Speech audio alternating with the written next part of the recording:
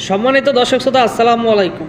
তো আজকে আমার হাতে আছে এটা একটা ব্ল্যাক কফি, ঠিক আছে? আমি খেয়েছি, আমার কিছুটা বাকি আছে। তো আপনি চেষ্টা করবেন চা না খেয়ে এক কাপ ব্ল্যাক কফি খাওয়ার চেষ্টা করবেন, কারণ ব্ল্যাক কফি আমাদের মস্তিষ্কের জন্য খুবই উপকারশীল। কথা বুঝছেন? এটা আপনার মেজাজটা ঠান্ডা রাখবে, অতিরিক্ত টেনশন দূরে রাখবে, ঠিক আছে? ব্ল্যাক কফি শরীরের জন্য খুবই উপকার, ব্রেনের জন্য খুবই, মস্তিষ্কের জন্য খুবই একটা উপকারশীল একটা কফি, সেটা হচ্ছে ব্ল্যাক কফি।